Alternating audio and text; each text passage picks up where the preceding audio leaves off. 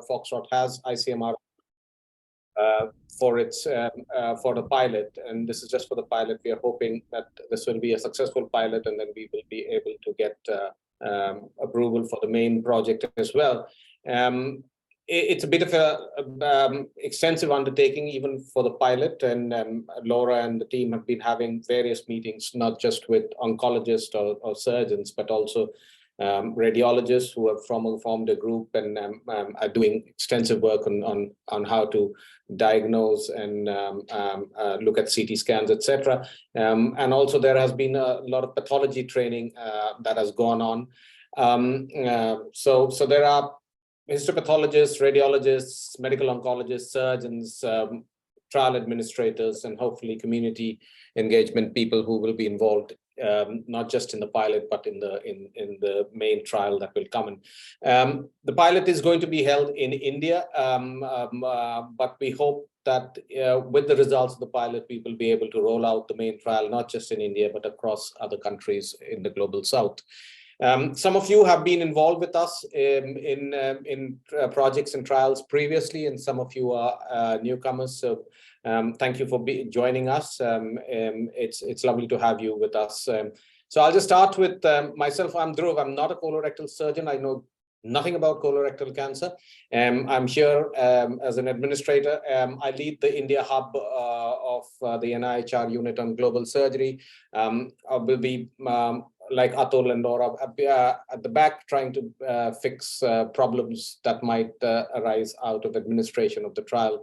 It is a first time for many of us here in India to lead a trial like this, which has got drugs involved in it. So apologies in advance if there are hitches, which we expect there will be, but hopefully at the end of it, everything will be fine and hunky-dory. On the top of my screen is Atul. Atul, I won't let him introduce himself. He talks too much. So Atul is our hub manager. He will be managing everything. He is a great asset to us in the India hub, and a lot of you know him personally. Atul is still in the office in Ludhiana. So he's situated in Ludhiana. We have got Dr. Syed Nisar next on the screen. Syed, if you would want to introduce yourself, please. Yeah. Good afternoon. Great from Kashmir, India. So I am Dr. Syed Nisar Ahmed. I am a medical oncologist. I am presently working as Associate Professor of Medical Oncology at Sher Kashmir Institute of Medical Science, which is a tertiary care center in North India.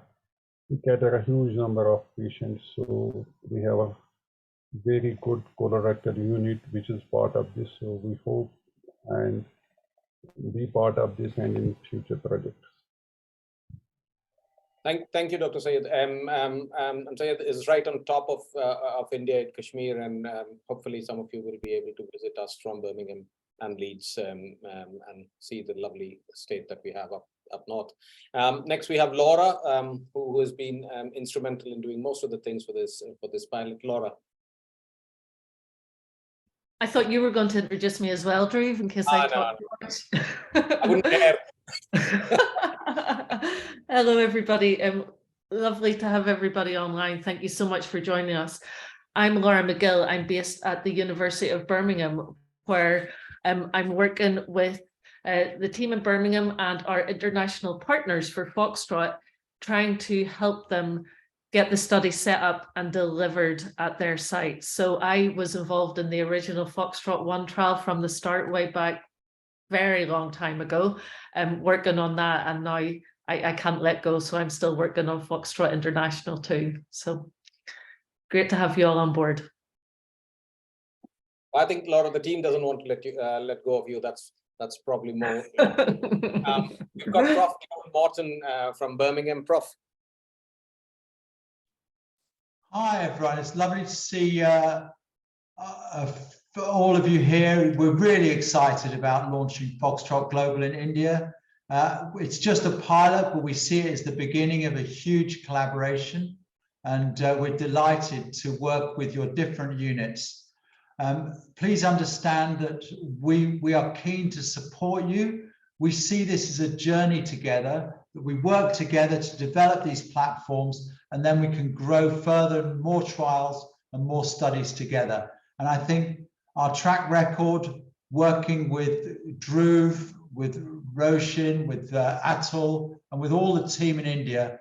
I hope you understand that we are in this for the long game. We are looking to work with you for many years to come. This is not a one-off. It's not a one little venture. But we're very excited. And like Laura, I've been working on FOxTROT since I was a child.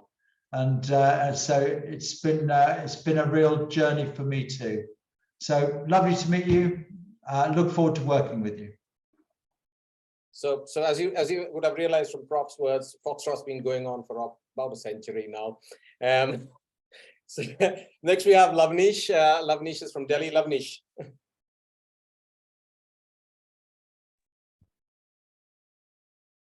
Hi, good evening, everyone. Happy to be on board for FOxTROT India. We have already put it through our IC. It is in consideration, and soon we are going to get the approval and we'll start the study soon. Next up, Jyoti. Jyoti has just been upgraded. She's from the hub in Ludhiana, and she's been upgraded to our deputy hub manager very recently. And Jyoti, along with Atul, will be helping you along in any of the administrative issues that happen in India. So I'll just move on to, we've got Narmada Ratinasamy. Narmada, if you would introduce yourself, please. Hello, hi, sir. This is Dr. Narmada. I'm from Coimbatore. It's in the southern part of India. So I got graduated from Tata Memorial Hospital. I think even my professor is here, Dr. Vikas Oswal sir is here. So currently I'm working in my own hometown. It's a trust-based hospital, and I have Dr. K.S. Rajkumar, the surgical oncologist with us, who has actually brought me into part of the study actually. Thank you, Narmada. I've got Rohin with me from Vellore. Rohin and we have been discussing this last week. Rohin, please. Hi everybody. Glad to be here. I'm Rohin. I'm a colorectal surgeon and I work at Christian Medical College, Vellore in India. Rohin is also the sub-hub lead in Southern India for the Global Surgery Unit. Next, we've got Mahesh Sultania. She's been a long-term partner with us. Mahesh, please. Yeah, hello. I am Dr. Mahesh Sultania from AIMS Bhubaneswar. I am in the Department of Surgical Oncology as an associate professor. So we are doing all sorts of surgery, right from head and neck to colorectal. So we are also a part of this study, and our an IEC is almost done. Within next 2 weeks, we'll get the an IEC certification from our center. Thank you. We have another long-term partner, Amit Sehrawat, from my hometown. Amit. Hi, sir. Hi, everyone. I am Dr. Amit Sehrawat. I am Associate Professor of Medical Oncology at All India Institute of Medical Sciences, Rishikesh, and looking forward to collaborate and work on FOxTROT. Thank you. We've got Dr. Vikas Oswal. Dr. Vikas, please. Hi, I'm a GI medical oncologist at Tata Memorial Center, and I'm working with Dr. Saklani. We are already in a process of IEC submission is done. We might get approval soon. Yeah, thank you.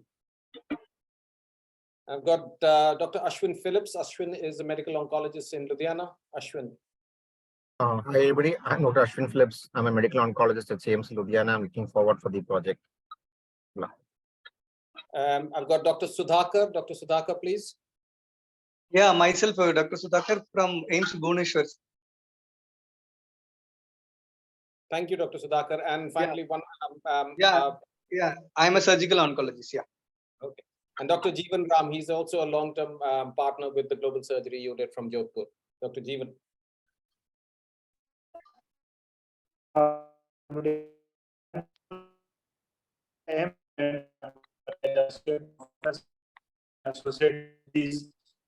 These and already submitted and we have received some for this, so I'm going to submit them and we'll get later soon. Thank you. Right, so I will now introduce, I'd like to introduce the star of the show. Jenny Seligman is, she's back on her iPhone. So Jenny, would you want to introduce yourself? Yes, I'm so sorry. In the middle of a major UK city, I am struggling with my Wi-Fi as there is a storm outside. So I'm hoping to go back on my laptop to share slides, but Laura has the slides in the background. So I'm so delighted to meet everyone. So my name is Jenny Seligman, and I'm a professor of medical oncology based at the University of Leeds. And along with Dion, I'm the co-chief investigator of the overall FOxTROT platform. I'm also involved in other clinical trials and translational research, and I'm on the ESMO faculty as well. So very, very pleased to share our experiences. And the thing that's been really interesting is this is very much the whole FOxTROT. The fundamental thing of FOxTROT is it's not something that could simply be delivered in one country. The UK have started the process, but we are constantly learning, and we're very interested in your views on how this will be able to work in your centres and serve your patients, because we don't want to just change outcomes simply in Western Europe, but we have greater ambitions to improve outcomes for patients with colorectal cancer really across the world. Thanks, Jenny. So I'm going to close my screen now, and I'll let Laura and the intelligent people take over. So have a good time today, guys. Thank you. So I think, Jenny, I think your laptop must have crashed before you sent the slides, because I have received them. Can you send them from your phone, and I can so Laura, it's just simply just normal. I suppose it's what's going to be most helpful to go through today. It'd be useful to know if people want a rundown of the FOxTROT data, or I've just got them. Fine. Come through. My apologies. So yes, while it's just loading, I suppose the aim of today is to give you oh goodness, it's now trying to give you an overview of the platform and the trial design, and then to really give you an opportunity to talk to us about any concerns or questions that you have, and then thinking forward of the next steps in implementing the pathway and opening the study at your centre. So it's your opportunity to ask questions, to pick Dion and Jenny's brain, and to talk about how we take this forward. I've just got the thing open now. I'll be able to share. Laura, may I come in? Of course. Just while, so firstly, obviously picking my brain would only take seconds, so that doesn't matter. But I'm afraid I have to go to another meeting, so I can't stay with you. I think Jenny's point was a really good one. And can we just check? I think everyone in the room probably knows the FOxTROT trial, the design and the rationale. Is there anyone in the room who feels that they need to go through it in detail? Because Jenny and I feel, and we've talked about this many times, that the key element now is to start to build the teams that are needed to deliver FOxTROT. Because FOxTROT actually is a complicated platform, because you absolutely require not just the surgeons to be engaged, but also the oncologist, the radiologist, and the histopathologist in order to deliver this. And that puts a level of novel complexity. And we're really excited to build that complexity with you. But I would suggest that that might be the best emphasis, and we'd like to hear your concerns and your solutions to that challenge. How does that sound to you, Jenny? Or Laura? That sounds fine. That's. I think you're breaking up a little bit. Fine. You're just setting yourself up. Laura, is that a reasonable kind of idea? Yeah, I think so, because we're at the point where the study has been approved. We are aiming to open it as quickly as possible now. So at this point, I think we're trying to work out if there are places that we can help. If you foresee areas where, you know, there might have to be a tweak to your pathway, if there are some questions that you have around the pathway that we've maybe already tried to address while we've been running the study. So yeah, Dion, do you want to come in? Yeah, absolutely. So just to tell everyone, we have nearly 150 patients already in the FOxTROT trials in the UK. So it's running really well. But if I look at the details of that, I can see that there are some centers where the teams are working well and the teams are able to recruit. But many centers, although they want to recruit, they are failing to recruit patients into the trial. And it's because of this choice that patients have to understand between surgery straight away and delayed surgery. And that is the big decision for the patients, and they need to have that understood before they can go forward. So that's one of the challenges that we should share. It was one of the discussions we had whilst we were in India at the last meeting. So I see that Jenny is sharing her screen now. So I'm going to just pause there and let Jenny come in. Jenny, how's your connection now? We can see your slides really well.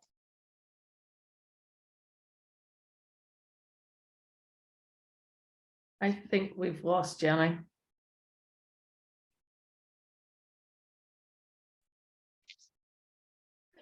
I think we've lost Jenny, Dion. Okay, that's all right. While Jenny's just joining us, let's just go, if you could go back a few slides. A few more, keep going, keep going. Okay, that's fine, stop there. So just to remind everyone very quickly, the real focus of FOxTROT was this surgery straight away followed by adjuvant therapy, where the novel arm gave only 6 weeks of chemotherapy, and that's really important. It's a very short course of chemotherapy before surgery, and that has proven to be essential. Next slide, please. Next slide, please.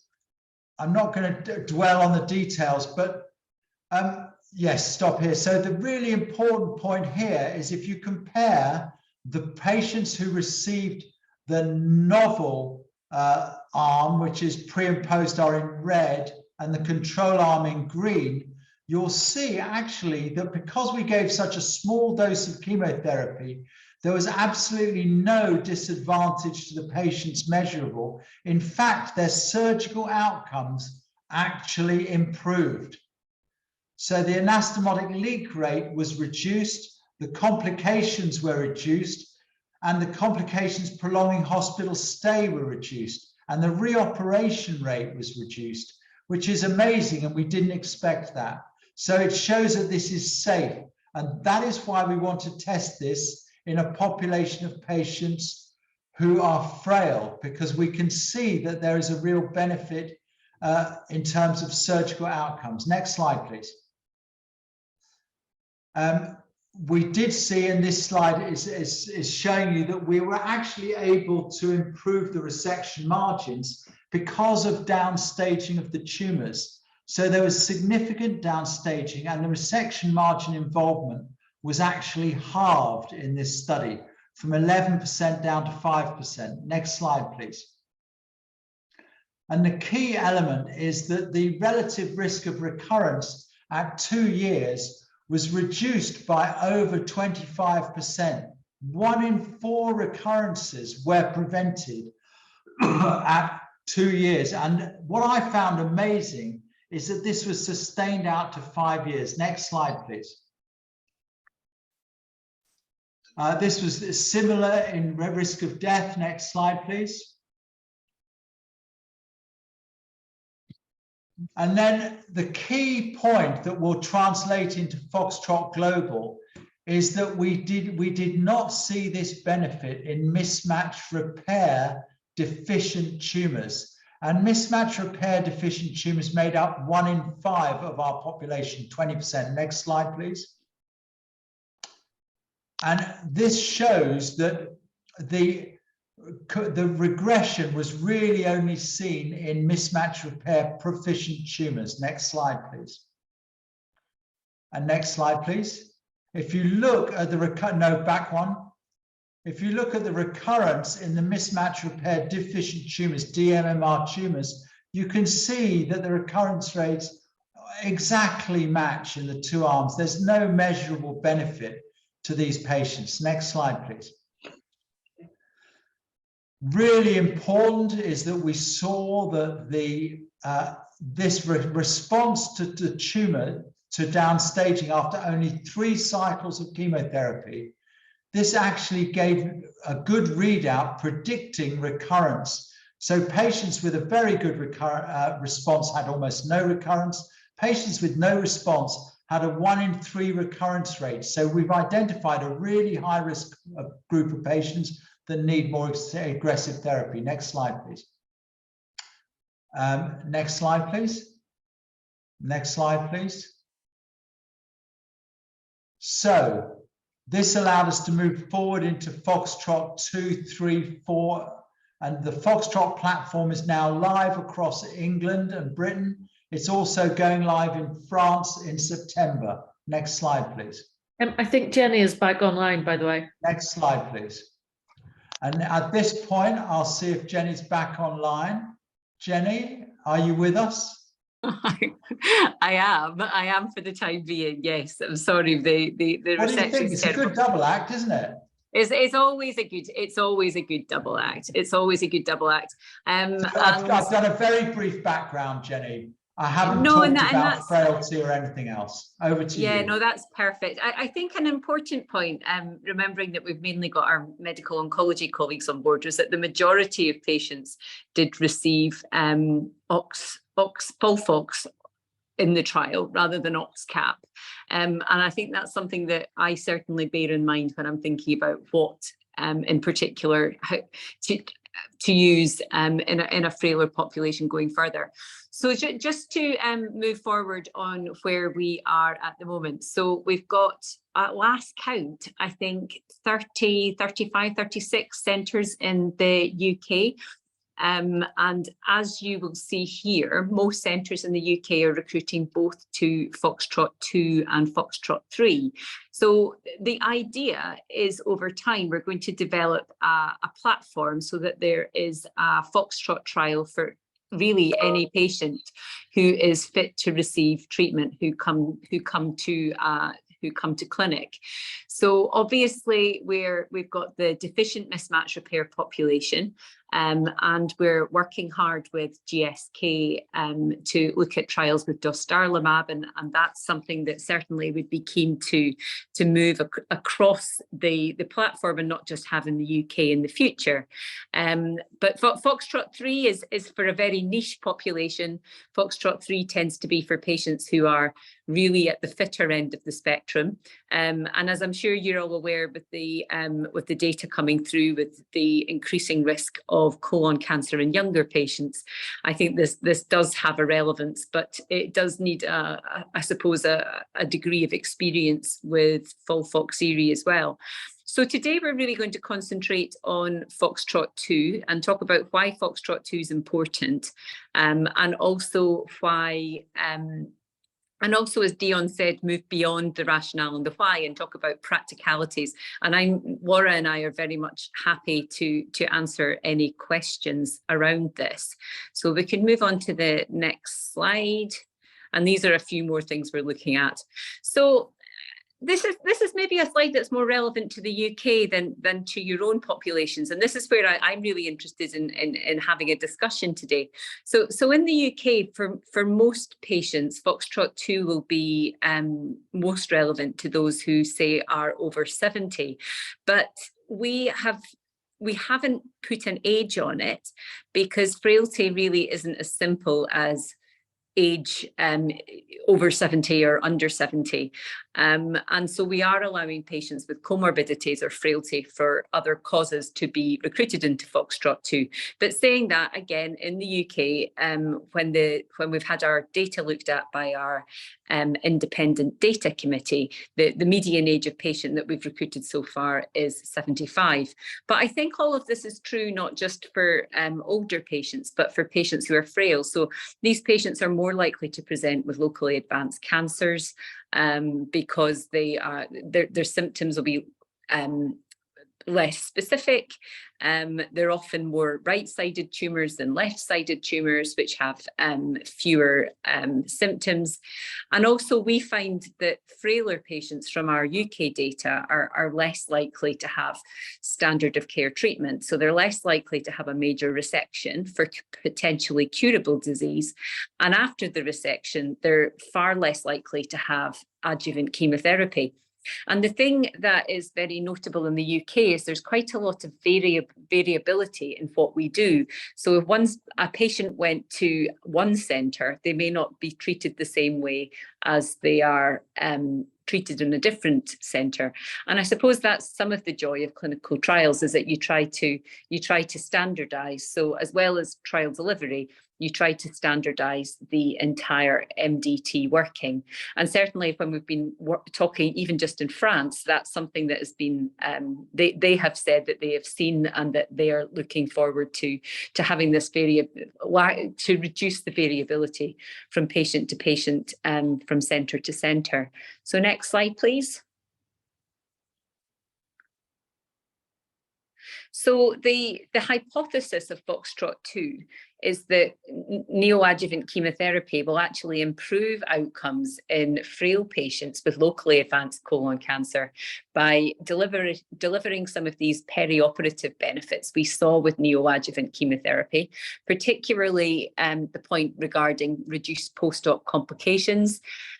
This time before surgery would allow for a period of assessment, optimization, prehabilitation. So for example, if I see somebody in my clinic and I'm a bit concerned about their diabetes, then there's a bit of time to do something about that alongside giving them their neoadjuvant chemo.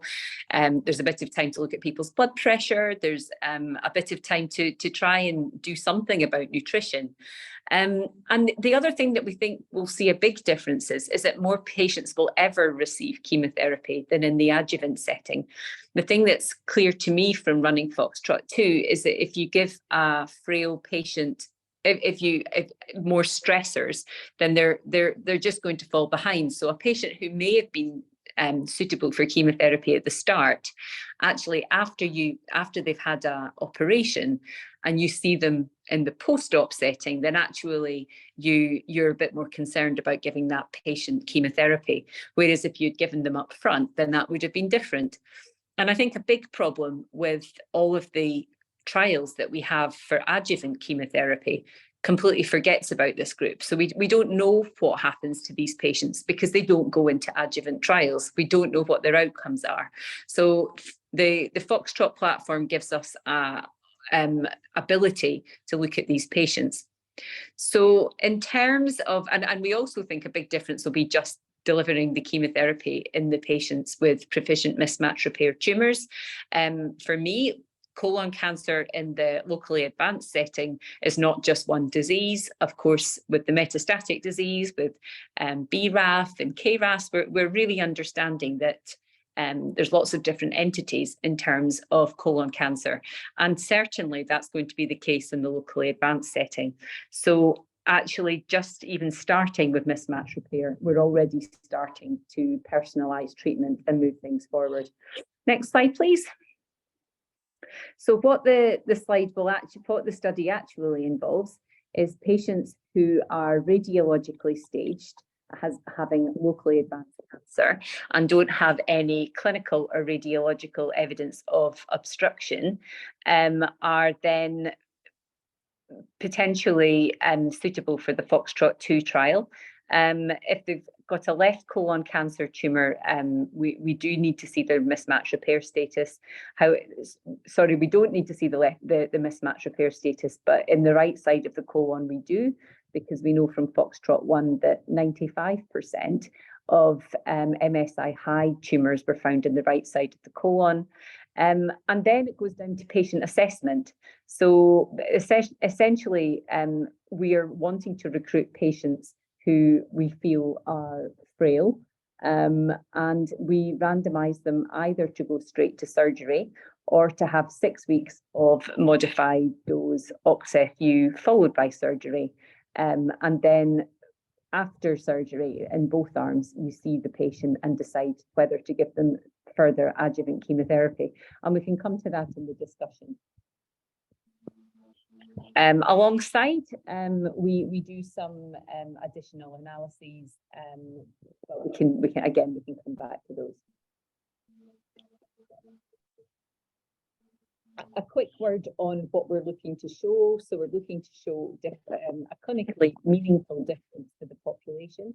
So we're looking to see a difference in 3-year disease-free survival, which is the standard endpoint for locally advanced colon cancer. And we felt that actually we needed to see something like a 6.5% improvement in the neoadjuvant chemotherapy group, which works out a hazard ratio of 0.75. We're giving ourselves a 5-year recruitment period, 3 years follow-up, which means we've got to recruit 750, which sounds like, but I'm going to get there. And of course, analysis. So I think we can probably stop there. And for me, what would be quite helpful is really just to try and have a discussion around patient selection, about specific types of chemotherapy you would give. We can touch on the radiological staging. So we're just very happy to take questions rather than me talk to slides for another half hour. So Laura, I don't know if you can stop sharing.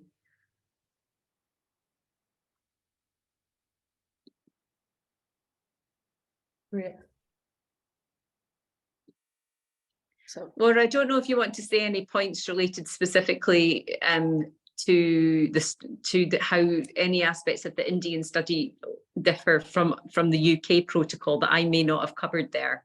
Okay, so I suppose the key thing to remember that, of course, in the India protocol, it is a pilot to start with. So the first things that we're looking at in terms of our outcomes and our objectives, it's the ability to enter the patients into the study. So whether or not patients are willing to be randomized and whether or not clinicians are going to put the patients in. So do we reach our recruitment targets? And our aim is to recruit 100 patients across the 10 or potentially 13 sites that we have open. We're then also, we are going to be looking at the radiology, the feasibility of the delivery of the radiology training and the pathology training, because as Dion and Jenny both mentioned, of course, radiology staging is central for entry into the trial. So we've been working with all of your radiologists to standardize the radiology reporting for the study and to explain the radiology components of the trial as well. Recording.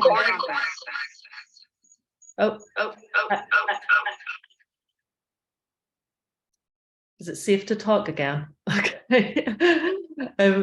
So yes, the endpoints for the feasibility study within India are all around ability to deliver the study. Can we recruit? Can we randomize? Can we deliver the training? And then also looking at the safety and toxicity in the groups too. So does anybody want to kick off? Have you any questions? Yeah, can I? Thank you, madam, for an excellent overview. So just a practical question. So the frailty and say comorbidity, this is just a subjective. It may vary between the groups. And we know that the age profile is different in the West. So is it that the board will decide who is frail actually? So to one clinician, a patient may be frail, but it may not be same with another. So basically, to label a patient frail, this is all subjective. So do we have any objective points in this, or say, do we have some age limit? Say, at least we need to have 60, 65, then above. That will take. I think this is, well, when we were writing the protocol from a UK perspective, and I think this is where, in fact, you guys need to, I'm interested to hear what your definition of frailty, because I suspect your frail patient will have a different, will look different to a UK frail patient.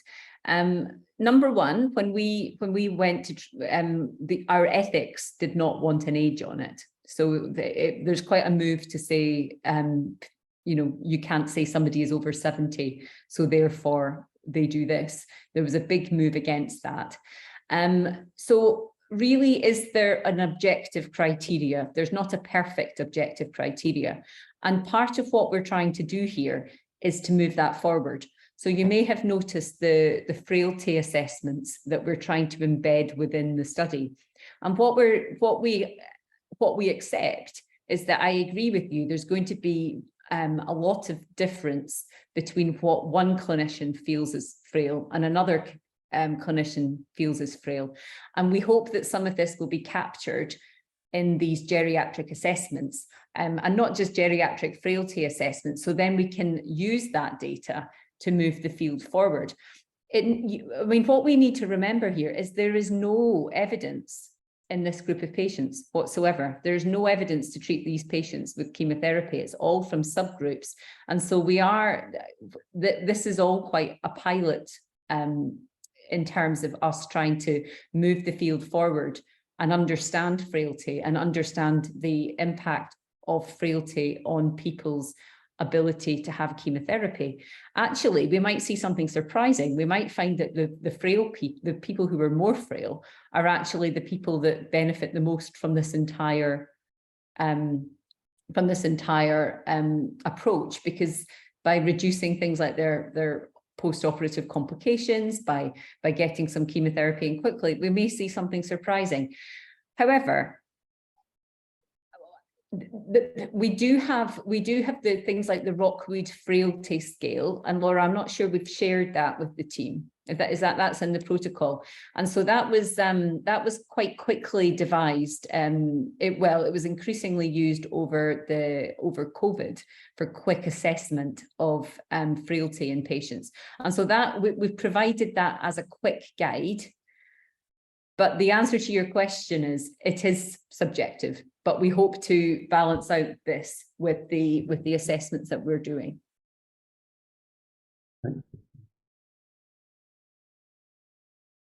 Again, that's the question that comes up every time in every country, doesn't it, Laura? It's the one thing that everybody says. And it's the same as performance status. Performance status is also hopeless. And, you know, all the clinical trials want performance status, and, you know, your performance status 2, who could just be a bad 1 to go into that clinical trial.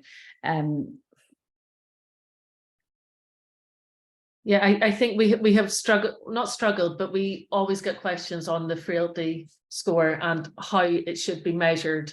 And we have very much left it that it is up to the treating clinician and their definition of what frailty is going to be and whether or not they think the patient should enter into the trial.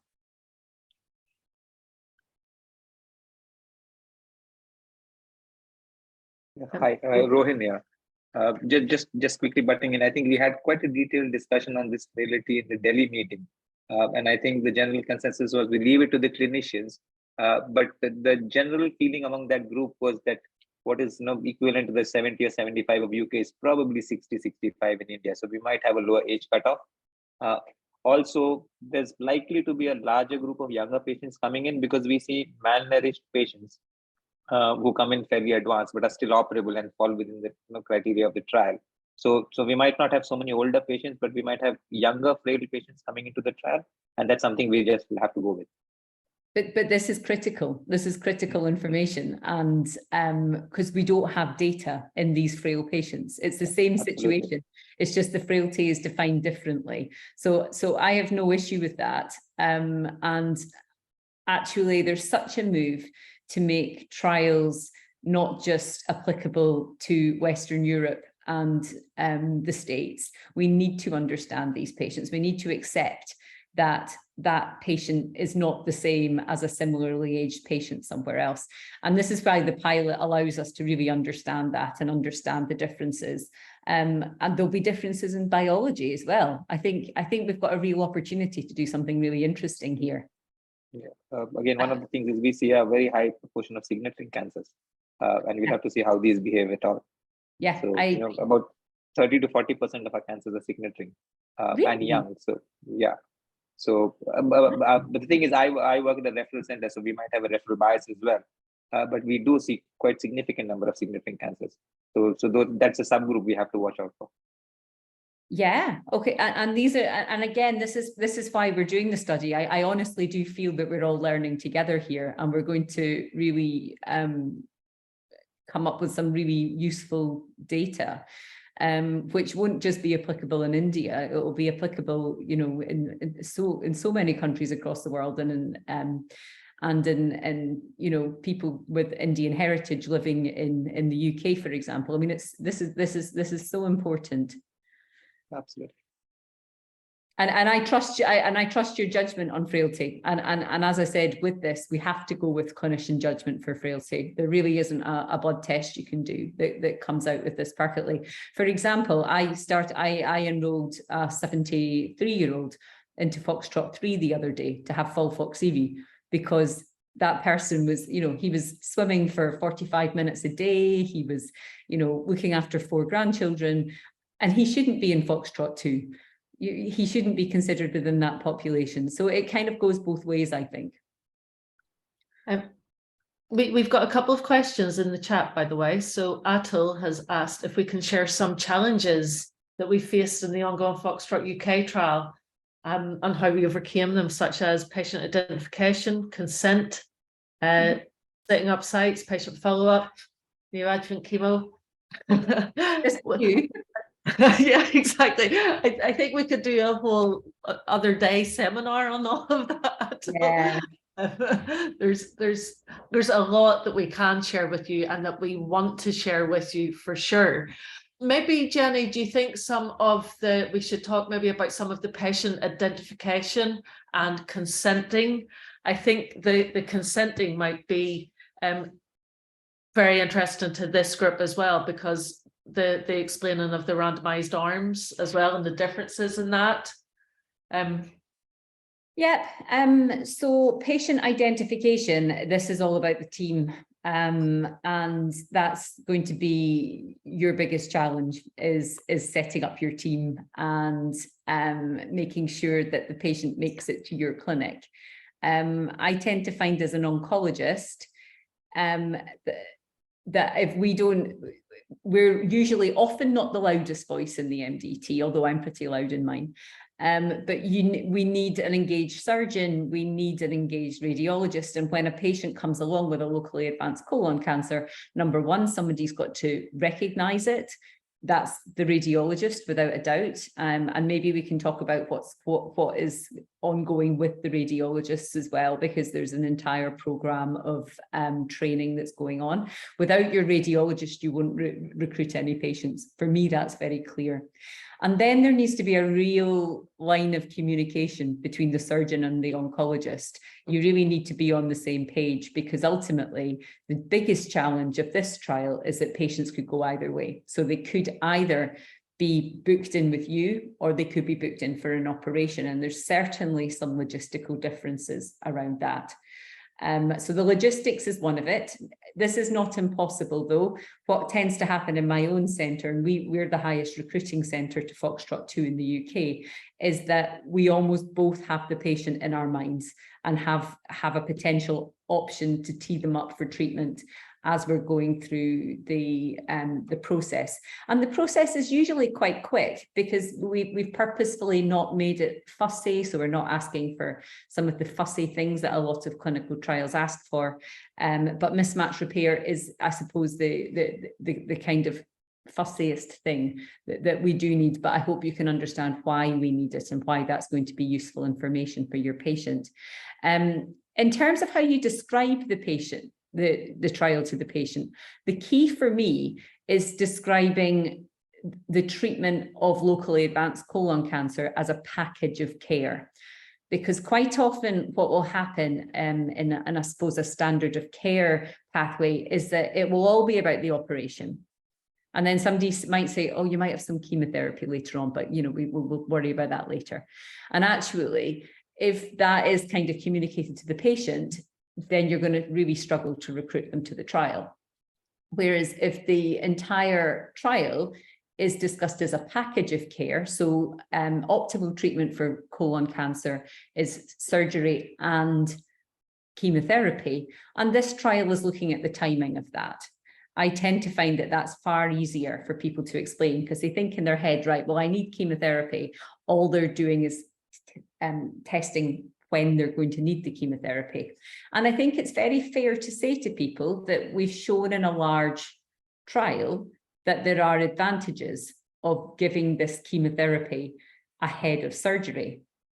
But we don't have all of the information that is relevant to all centres and all patients across the world. So I think that would be how I was tempted to do this. The only danger of that ploy is when patients will then sometimes turn around and say, well, why don't you just give me the chemotherapy? Because you've shown that works in a trial. So there's pros and cons of both approaches, but that's how I have been approaching it, is it's a package of care. You also need to think about who else speaks to the patient. I've had a couple of sites in the UK where the clinician has been saying, oh, a patient was really keen to go into the trial. And then they spoke to one of the nurses, and the nurses said, oh, you just need an operation. And so the patient said, oh, I just need an operation. So it's quite important that everybody who's actually speaking to the patient really knows about the trial, and they understand why they're doing it, and they understand why it's important. So there's a consistent messaging across the team, and it's consistent messaging for me. That's the critical thing. Yeah, that is absolutely the case that we found in the delivery of FOxTROT 1, and we're seeing again in FOxTROT 2. We keep talking about it, about how FOxTROT is a team effort.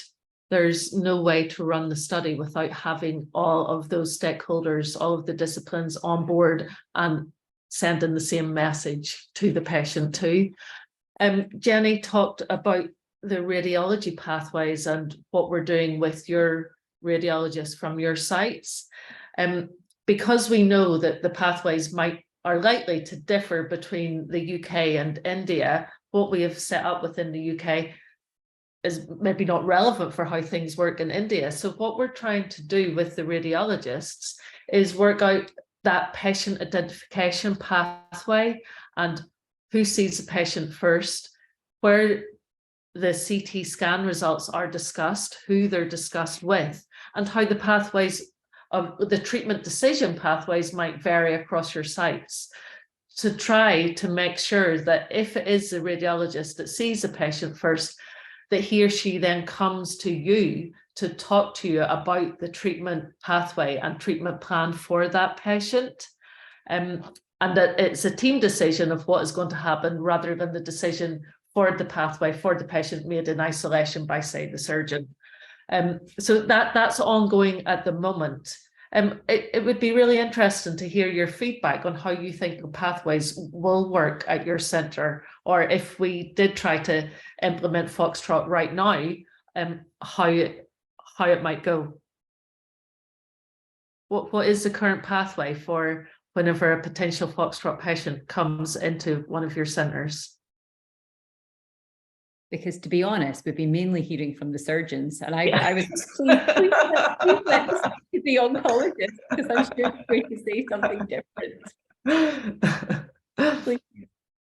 I don't know if people just want to put things in the chat if they don't want to turn on their cameras, but really this is really meant to be a very friendly forum. I think there's, whilst we're seeing if people respond to that, in terms of the CT section and such, the radiologists, that's exactly the type of thing that the radiologists are having training on. For me, and my understanding of it as a non-radiologist is T1s and T2s are quite easy to tell apart from T3s and T4s. And the T stage is relatively good in terms of correlation with pathology. Nodal status is more tenuous, but actually this is less of a problem in proficient mismatch repair patients. It's more of a problem in these big inflammatory deficient mismatch repair patients. So I suppose it will be down to you individually if you think, right, well, I'd mainly like to put in patients with a T4 to begin with, see how I get on, because we know very clearly that the T4s, the most advanced tumours, are the ones that benefit the most from neoadjuvant chemotherapy. But certainly all people that fit the criteria all benefited within FOxTROT 1. And IHC is perfect. IHC is perfect for MMR. There'd be absolutely no reason to go and do NGS for MSS status. That's completely fine. Hi, this is Gangotri from Cancer Institute, Chennai. Hi. Can you hear me? Yeah, yes. perfect. Okay, so here the practice is like for us, the frailty, whatever based on the assessment or what we see from the patient examination, we initially prefer giving 75% or 80%, whatever you have mentioned in the protocol. So if according to me, if I have to give a chemotherapy for an elderly or a frail patient, we'll continue with 80%. Is it okay for you? Completely, yeah. So this entire protocol is, and actually Laura's going to despair when I start talking about the nitty-gritty of exactly what chemotherapy would you give, and I'll give you my thoughts on that. Yes, so it's purposefully dose modified chemotherapy. That's what we routinely do. We give 75% of the dose routinely for an elderly. Yeah, that's totally fine. That's completely appropriate. Completely appropriate. I think when you're starting to go further down than that, my concern is, so remember, of course, what we're trying to achieve in the neoadjuvant setting, and what we're trying to achieve in the neoadjuvant setting is subtly different from what we're doing in the adjuvant setting, because of course we know the tumor's in situ, and so we don't want to give people 50% doses because we need it to work. So I'm totally fine with a dose reduction. And I think that's totally sensible because we know body surface area is very imperfect for personalized dosing. So 75, 80%, completely happy with. I think if you're starting to think that somebody needs a 50% dose, I would wonder if actually they were too frail to be given neoadjuvant chemotherapy, because we know dose intensity is probably quite important. Yeah, that we decide based on toxicity assessment. Yeah. So, of course, if you start somebody, say, on 80%, and then they have toxicity in the first cycle, it's completely fine to then dose reduce them. But I'd be a bit wary about including somebody that you thought needed a half dose of chemotherapy, because if they're at that point, I think they are better served with an operation, because what you don't want to do, it's a fine balance between trying to improve outcomes versus making things worse, either from making them too sick with chemotherapy or by not giving them enough chemotherapy and they end up obstructing and ending up in an emergency. So it's a bit of a balance, I would say.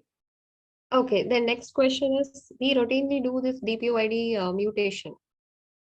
We previously it was like some 2 weeks we'll get the result. Nowadays we are getting the results by 3 days.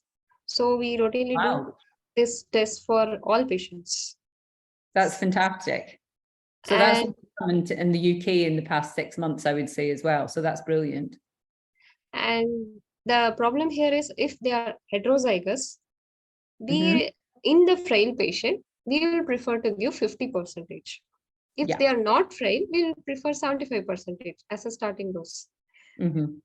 So when the patient is already frail and it is like 80 years, how should I go?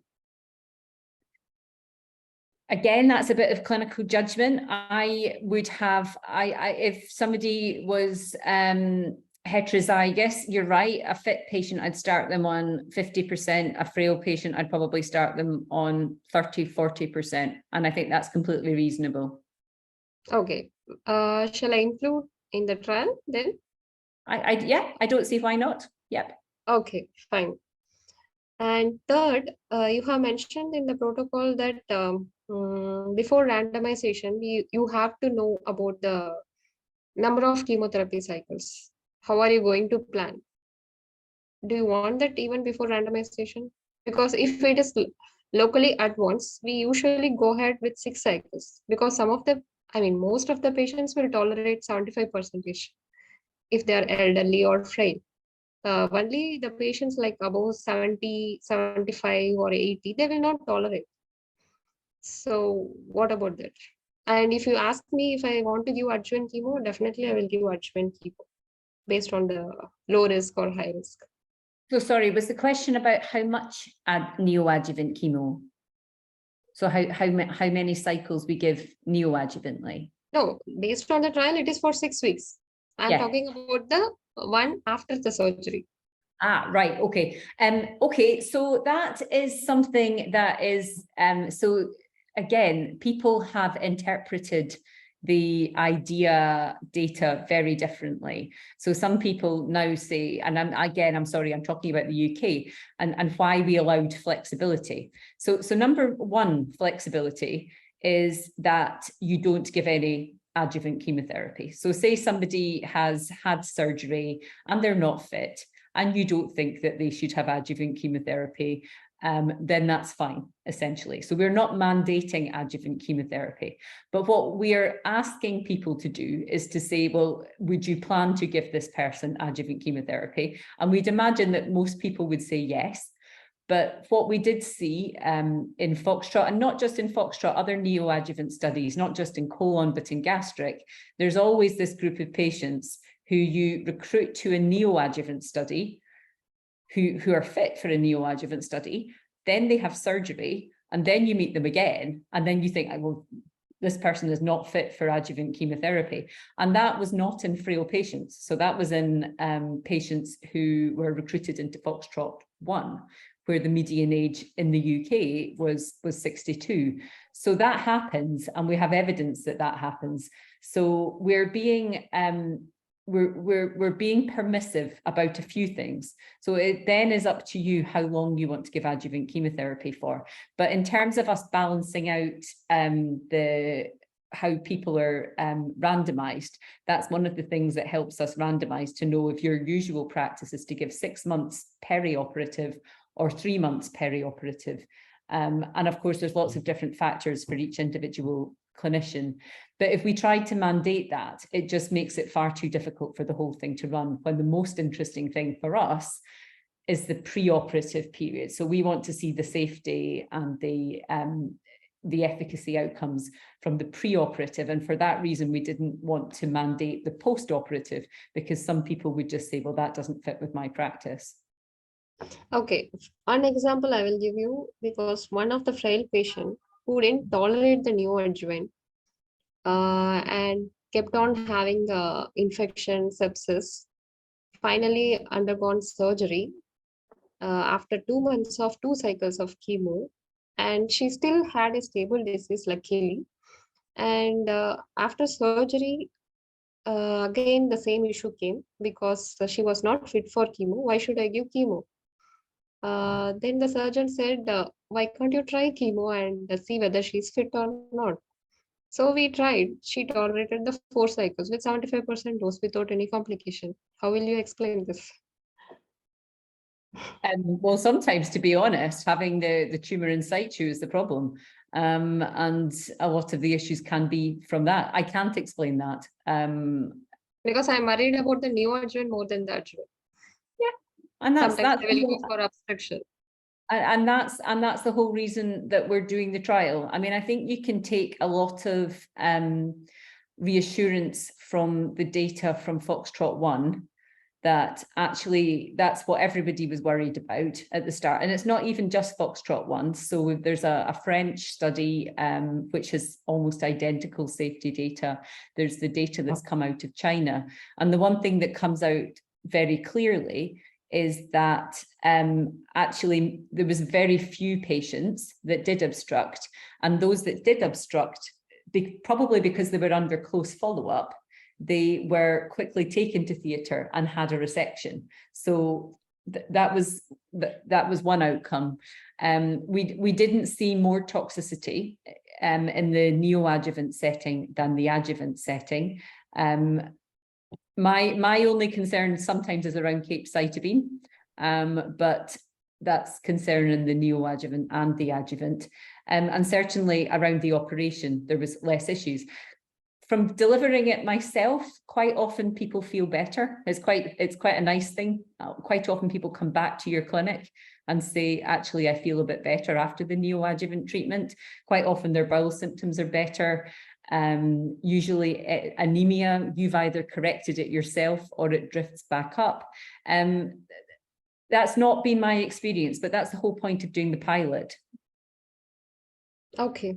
I hear you, and I hear all of those concerns, but I think we do have pretty robust data that that says that it should be safe. Of course, for any individual patient, there may be a problem. There'll be an odd patient that will get a 5-FU bowel toxicity, but that patient could have had it in the neoadjuvant or the adjuvant setting. Those are just problems that you could have with chemotherapy, no matter when you gave it. I don't think there's more problems with chemotherapy in the neoadjuvant than the adjuvant, based upon all the data that we have.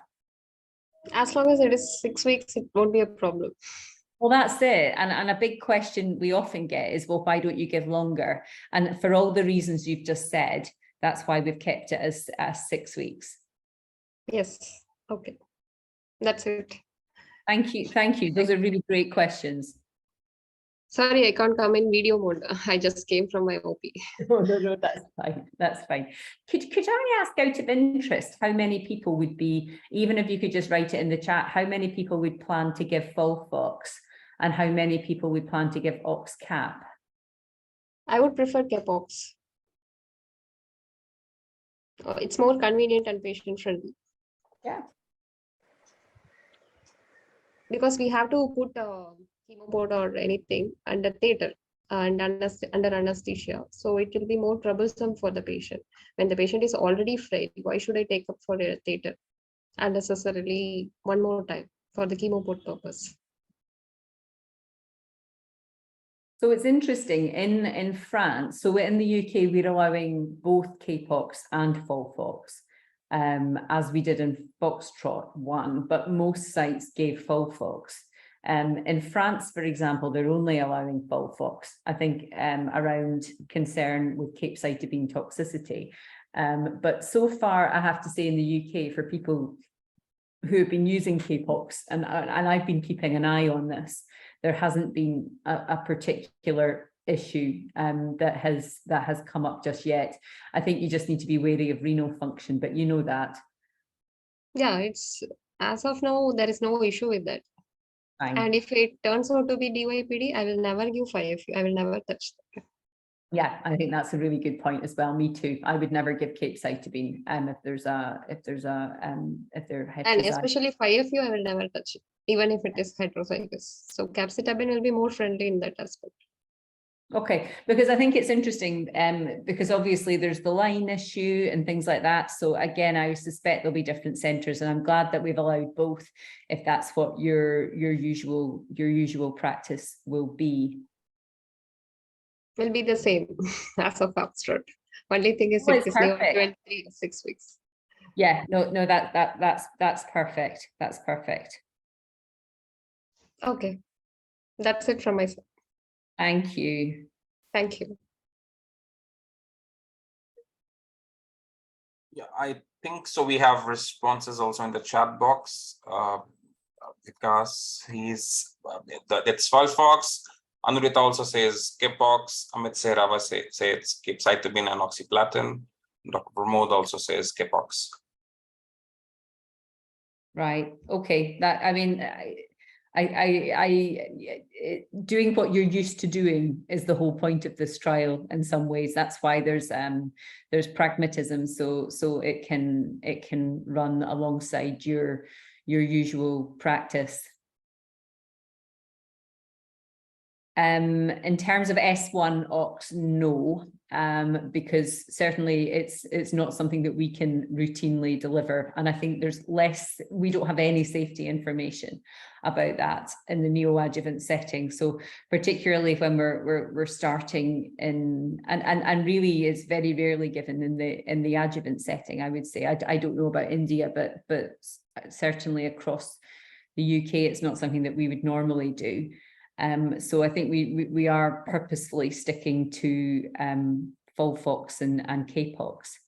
Just out of interest, because I'm trying my best to negotiate with some drug companies at the moment, and what I want to make very clear is that I'm hoping that we can all learn to work together and really form a community in terms of we're very all for the FOxTROT community, as I'm sure Dion has said, and I think there is some power in terms of coming together and being able to do some really interesting research and understanding the differences between our populations. But I am trying my best to get neoadjuvant immunotherapy within the FOxTROT global platform. Is that something that would be of interest to this group? Yes, as long as it is funded. Of course it would be funded. Of course it would be funded. Well, what's interesting and what might be in our favor here is that the drug companies are getting in a lot of trouble, quite rightly, with the FDA for not including representative populations. And for example, the US don't even like data that has been produced in Europe because it's not been produced in the US. And so their clinical trial populations have been very biased. And I think drug companies are very keen to try and try and include different centers and different populations. And certainly if that's something that anyone in the team would want to explore with me, I'd be really happy to work with you to try and negotiate it's something to run alongside this pilot study, because the one thing that I'm looking forward to is that we've agreed with GSK to get dostarlimab for FOxTROT 5, which is older patients with deficient mismatch repair cancers, and that's then going to make our life in the UK much easier, because it means that there's an option for all older and frail patients, regardless of their mismatch repair status. And they as a company are actually quite open. And so if that's something that anybody would want to explore with me, then I am all ears. And I could start the discussions because I know the people, and then it would be up to one of you guys to take it forward.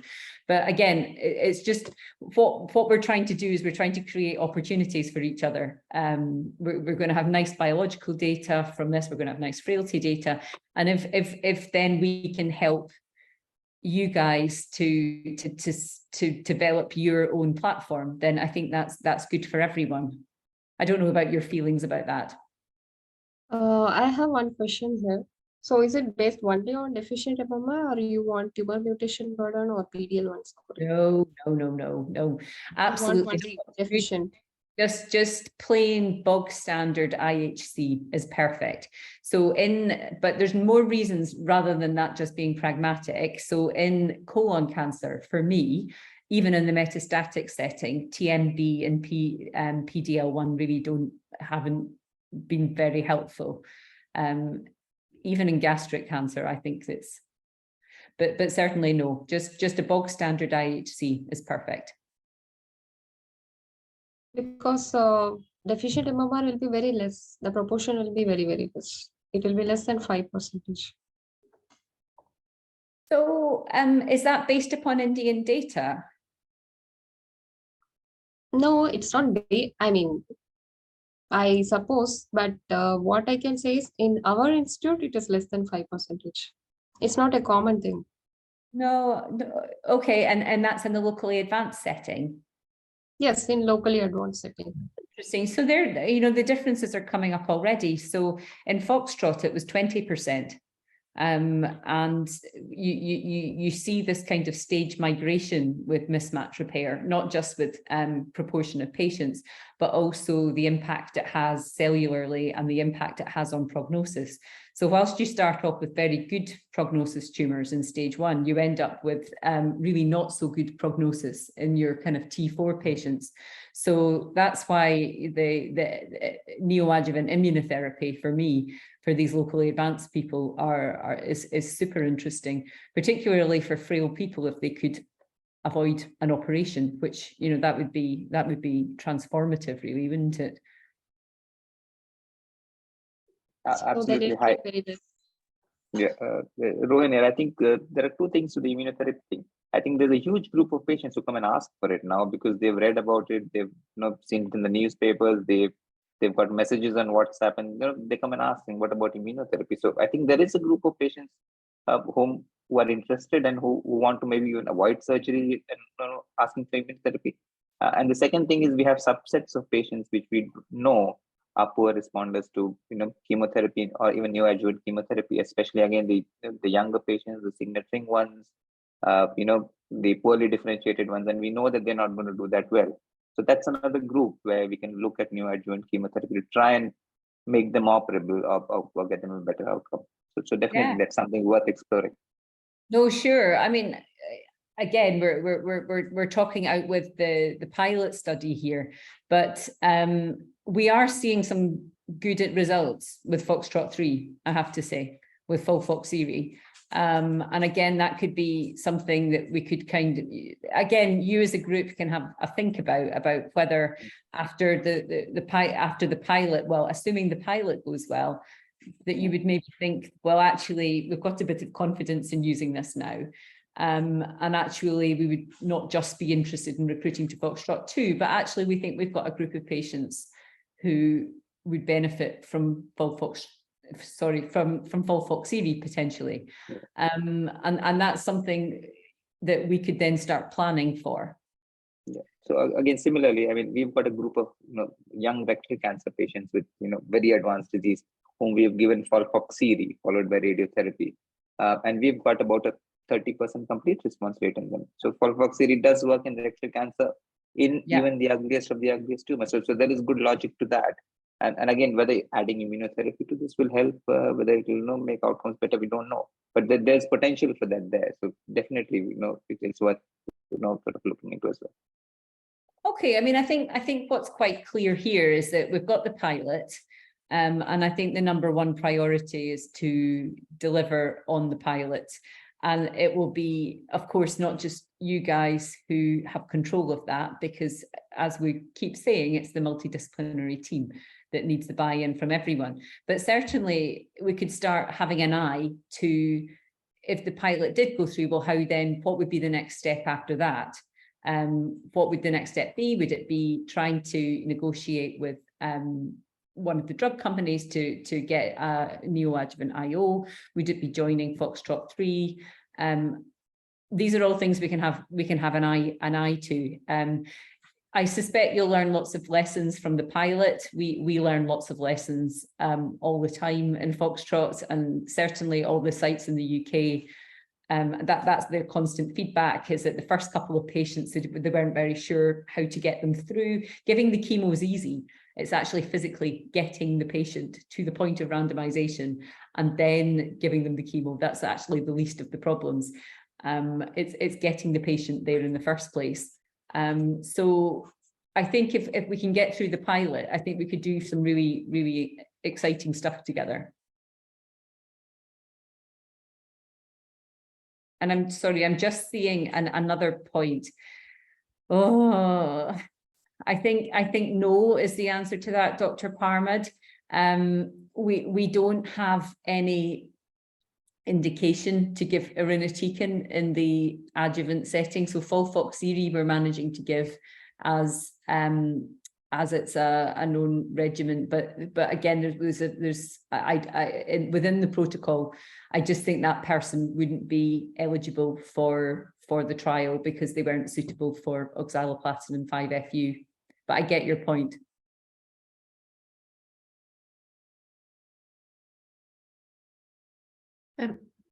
If we don't have any more questions for Jenny, perhaps we could close this meeting now with the view that we need to kind of combine some of the questions that have been answered and make sure that they're circulated to everybody around. Our next step really as well is to work with you, your surgeons and your radiologists to discuss the logistics of delivering the trial at your individual sites. So talking about the pathways, talking about the patient selection pathways, the patient identification pathways, and then through to the follow-up, to treatment and follow-up. So we're going to try to set up individual meetings with each one of your sites to discuss that. We'd hope to be having those within the next month. Atul, does that sound about right to you? Yes, definitely. In the meantime, if you have got any other questions that we haven't covered today or that you think about once you go back and maybe have another look at the protocol, please do either let me know, Atul, Jenny, whoever, and we'll be happy to try to answer those questions for you.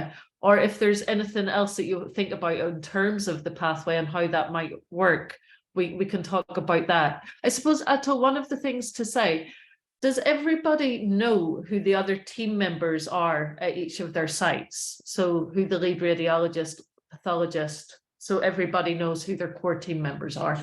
Okay. So from now on, I think the communication will be on a site-by-site basis. So we'll communicate with you and your other clinical leads at the centres as well. Okay. Jenny, have you anything else? No, it's just to say a big thank you, and we're all really excited about this, and we're very happy to receive queries, and if there's a specific problem with the patient or something you're not very sure of, we're really very happy to help. Yeah, I know you're all extremely capable of delivering this treatment. It tends to be logistical issues. And adjuvant chemotherapy, what about this and what about that, because the protocol is not clear. So it's never anyone's personal competence. It's always just understanding how to navigate somebody through a trial. We're very, very happy to hear from you. Absolutely. At the end of the day, this is your study. This is FOxTROT India, led by India. So yeah, we're here to support you on that. Drew, final word. No, I'm sorry, I missed a little bit of it. I was in another meeting, but some people have joined late. I hope they introduce themselves. I can see Gangotri and Anurita there, and Dr. Sudhakar. If not, but you guys want to go, and Dr. Sudhakar, want to introduce yourself?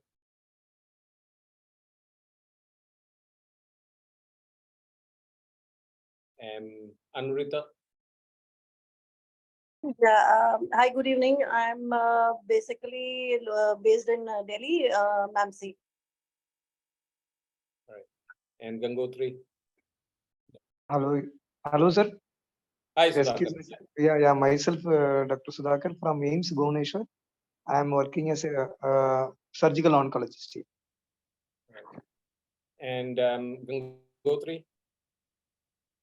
Hi, I'm Gangotri. I'm working as associate professor in the medical oncology department. And in the Cancer Institute, Chennai. Okay.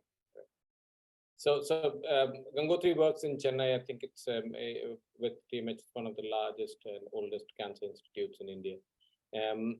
Dr. Pramod. Hello. Hi, I'm Dr. Pramod. I'm a medical oncologist at AIIMS Jodhpur. Great. So we are all team members here. Yeah. Jodhpur. And finally, Deepak Jain works with us here in CMC Ludhiana. Deepak. Hi, sir. I'm Deepak Jain. I'm working as GI oncosurgeon in CMC India. Right. So I think Laura and Jenny, we are at the cusp of really getting this rolling. We have Rohin's team has ethics approval, and in Ludhiana we have ethics approvals, and in AIMS Rishikesh as well. And I think in one of the previous radiology meetings, it was decided that it will be one of the big centers that we'll start off, so that if there are any hitches and glitches, we can iron them out before we spread it around. What I can see from this meeting is most of our centers at some stage of getting local ethics approval. And as soon as they get their local ethics approval, because the national ethics approval is already in place, once they get in, then they will be allowed to start the trial. There were a few things that we discussed in the radiology meeting and in the pathology meeting that Laura and Dion and myself need to get sorted out. But other than that, Atul and his team are now looking at all the pathways with Laura, a few of the stuff that needs to be done in terms of paperwork, site initiations, and hopefully get this thing. It's been a long time coming, and I think we need to get started soon. So we are looking at sometime within the month to have a first site initiation. I think we probably will be looking at Rohin and his team to start off with this. And if there is a problem, guys, we are all here. Your teams are there. It's going to be a team effort between you, the surgical oncologists, the radiologists, and the pathologists. If there are any issues that need to be sorted out, we are all available at any time of the day or night to sort out stuff. Most of you have worked with us, so I think it should not be a problem really. And I'm really looking forward to doing this. For me and my team here in Ludhiana, it's quite a different kind of a study that we are doing, and we are really looking forward to handling this as well, and hopefully moving on to a larger trial, which some of you will obviously lead. So yeah, nothing else from my side. And if that's everybody's done, then Laura and Jenny, thanks a lot for being here and answering all those questions. And thanks everybody else. You have a good evening, whatever's left of it, and good afternoon to Laura and Jenny.